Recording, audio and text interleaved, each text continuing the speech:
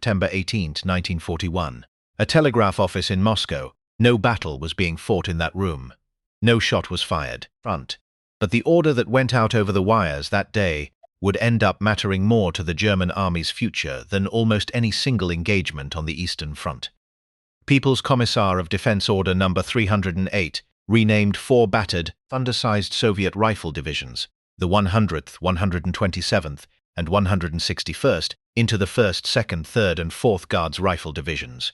It was on paper a title, a ribbon, a word added to a unit's name. By 1943, German intelligence officers would treat that single word, Guards, as one of the most important pieces of information they could get about the unit facing them across no man's land. Fine.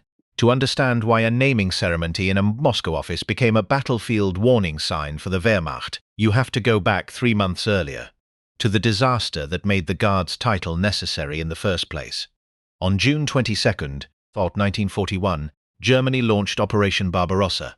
Over 3 million Axis soldiers crossing the Soviet border along a front nearly 1,800 miles long. What followed was, by any honest military measure, the most catastrophic opening phase of any campaign fought by either side in the entire war. Entire Soviet armies were encircled and destroyed at Białystok-Minsk, then again at Smolensk, then again at Kiev in September 1941, where more than 600,000 Red Army soldiers were killed or captured in a single encirclement. Still recognized by historians as the largest single military encirclement in recorded history. The Wehrmacht's own assessment of the Red Army at that stage was blunt. An army that could be outmaneuvered, encircled, and shattered faster than it could reconstitute itself. Before I get into what changed that assessment, because something specific did, and it happened in a fairly small patch of ground you've probably never heard of, I want to ask you something. This channel is built on getting the real record right, not the version that gets repeated because it's easy to repeat. Drop a comment and tell us where you're watching from and whether anyone in your family served in it. Whatever side of this history your family stood on, I want to hear it. Now, back to 1941. While Army Group Center was tearing through Smolensk that summer, a much smaller fight was happening on its southern edge, around a town called Yelnya, roughly 220 miles southwest of Moscow. German forces had pushed a salient into Soviet lines there in July 1941 and dug in, treating it as a secure staging point for the eventual push on the Soviet capital. It wasn't supposed to be a major battle. It became one anyway. Starting in late July and running through early September 1941, Red Army forces under General Georgy Zhukov launched a sustained counter-offensive against that salient, the Yelnya Offensive. On September 6, 1941, Soviet troops recaptured the town itself. Historian David Glantz, one of the most cited Western scholars of the Eastern Front, has pointed out something that sounds small but wasn't. This was the first time in the entire war, on any front, that a major Wehrmacht formation had been forced to retreat from ground it had already taken and organized for defense. Not a delay, not a stall, an actual forced withdrawal. It cost the Red Army heavily. Soviet casualty figures for the Yelnya operation ran into the tens of thousands. But 12 days later, on September 18, that Moscow telegraph order renamed the 4 divisions that had spearheaded the recapture as Guards divisions. The first time that title had existed in the Red Army since the Soviet government abolished the old Tsarist Imperial Guard designation after the 1917 revolution. It wasn't just a morale gesture, though it was that too. Guard status came with concrete material differences. Priority for replacement troops, better equipment allocation, higher pay, and a distinct unit history that followed the division for the rest of the war. No matter how many times its soldiers were replaced, by the end of 1941, 6 more divisions had earned the designation. By the time the war ended in 1945, the Soviet Union had awarded Guard status to over 4,500 units, formations and ships, including 11 entire field armies.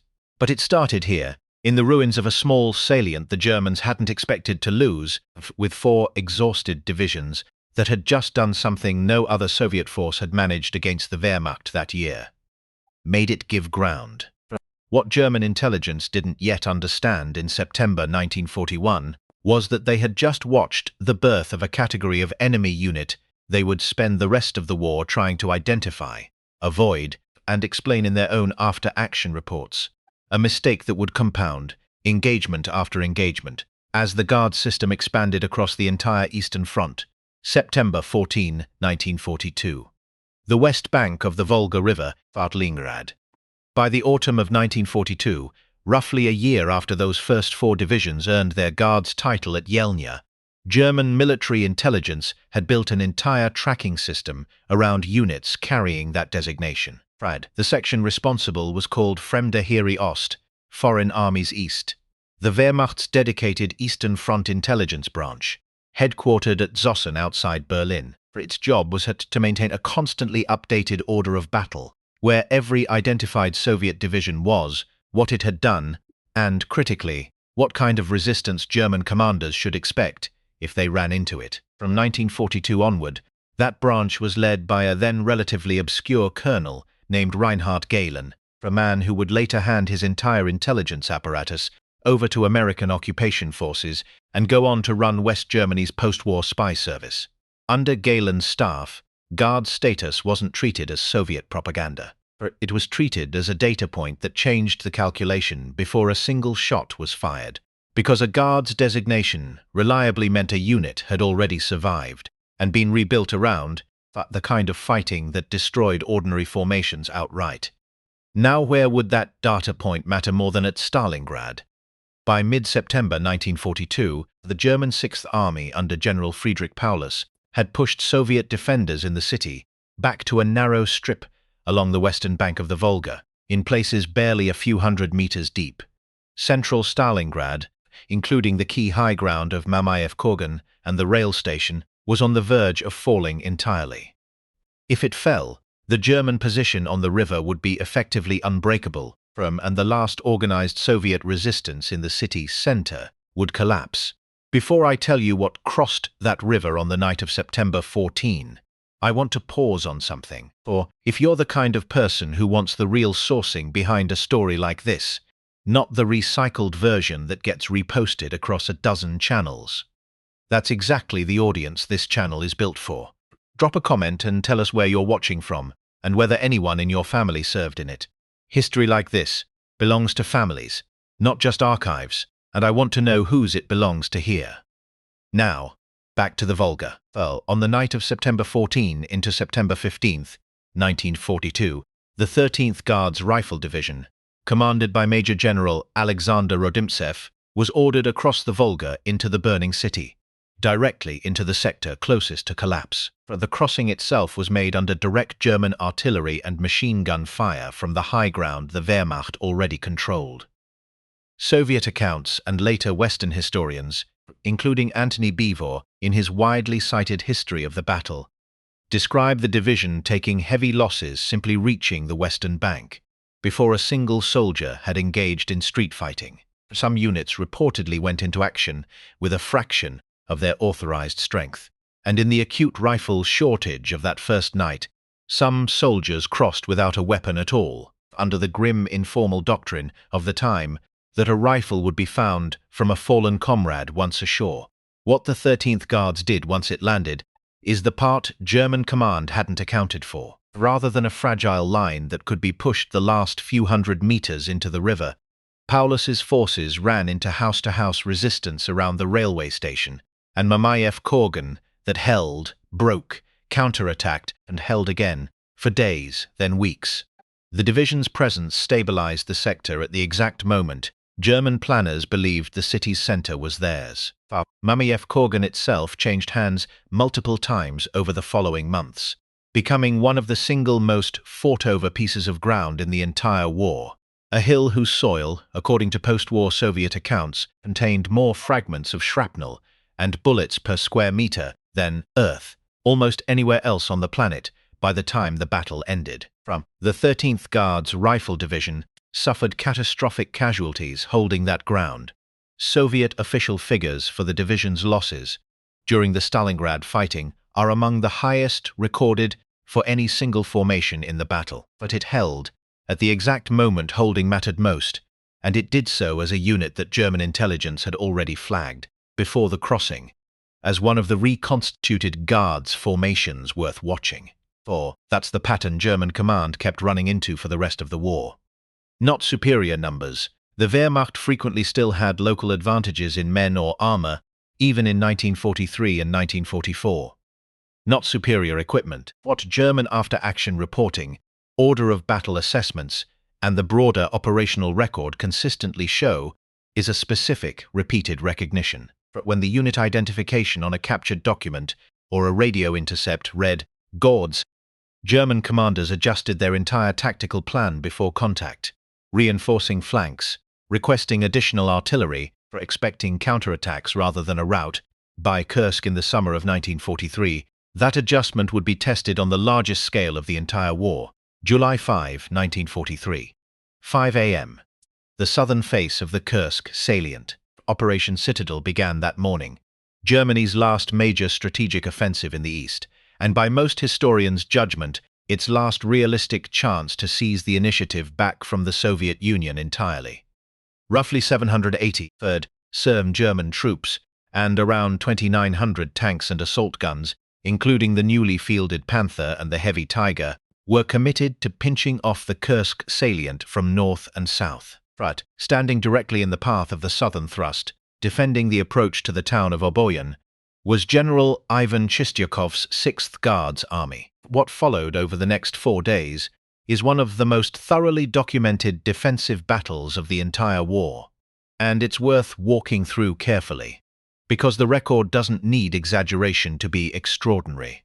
German 4th Panzer Army pushed Chistyukov's forward divisions hard. The 67th Guards Rifle Division, holding one of the forward lines, was pulled back to the Pisel River by July 6 after taking severe losses. By July 8, the 51st Guards Rifle Division, part of 6th Guards Army's 2nd defensive echelon, had its positions broken. German armor advanced to within roughly 20 kilometers of Oboyan by July 9. On paper, this reads like a Soviet collapse in progress. It wasn't. One. And that distinction is exactly why this story matters. Before I get to what actually stopped that advance, for I want to ask you the same thing I ask at the start of every one of these. This channel only works because people like you are willing to sit with the real, sourced version of a story instead of the shortened one. Drop a comment and tell us where you're watching from and whether anyone in your family served in it. These records exist because someone's relative lived through them, and I'd like to know who's watching. Now, back to Oboyan. Each time a forward Guards division was forced back, Chistyukov reorganized a new line behind it, rather than letting the retreat become a rout. Reinforced by armor from 1st Tank Army, which Voronezh Front Command had committed defensively as early as July 5. By the evening of July 9, Chistyukov had re-established a coherent defensive line, still roughly 20 kilometers short of Oboyan, but intact. German 4th Panzer Army had gained ground. It had not broken through. Faced with a defense that kept reforming instead of dissolving, German command shifted its main effort away from Oboyan entirely, redirecting the offensive's weight northeast, toward a rail junction town most of the German officers involved had never heard of before that week, Prokhorovka. That shift led directly to the battle, now generally regarded as the largest tank engagement in the history of warfare. On July 12, 1943, General Pavel Rotmistrov's 5th Guards Tank Army, a formation raised specifically as a Guards unit only months earlier, in February 1943, collided with the 2 SS Panzer Corps, including the Leibstandarte, Das Reich, and Totenkopf divisions, in the fields around Prokhorovka. Rotmistrov himself later described the collision in terms that read like something out of another century. 2 enormous columns of armor closing on each other, so fast that the distance between opposing tanks in places narrowed to somewhere between 100 and 200 meters. Point-blank range for a tank gun, where German technical advantages in armor and optics mattered far less than they did at long distance.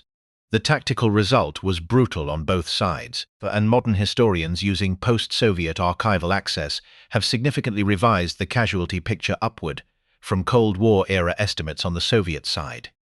Rotmistrov's own 1984 history acknowledged roughly 400 tanks, sustaining repairable damage on July 13 alone, and total Soviet armor losses at Prokhorovka were, by current scholarly consensus, considerably heavier than German losses in that single engagement. This is a case where the honest version of the story is more interesting than the inflated one. Prokhorovka was not a clean Soviet tactical victory.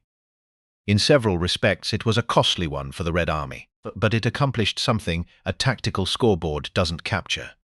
It stopped the two SS Panzer Corps' advance short of its objective. At the moment, Germany's last major offensive reserve was already being drawn down elsewhere by the opening of the Allied invasion of Sicily on July 9, a strategic pressure that forced Hitler to halt Citadel entirely within days. Germany never again launched a strategic offensive on the Eastern Front. From Kursk onward, the initiative belonged to the Red Army for the rest of the war, and Guards formations, the 6th Guards Army at Oboyan, 5th Guards Tank Army at Prokhorovka, were consistently the units German planners identified before contact as the ones capable of absorbing an attack, reforming, and making an offensive too costly to sustain. That's the answer this title is really asking about. The Axis powers conquered most of continental Europe in under 2 years through speed, coordination, and doctrine no one else had matched yet. But speed and doctrine only work against an enemy that breaks when it's supposed to break. From a renaming order signed in a Moscow telegraph office in September 1941, through the Volga crossing at Stalingrad, the fields outside Prokhorovka in July 1943, the Guards divisions were the specific, trackable proof, division by division, engagement by engagement, that this enemy had stopped doing that.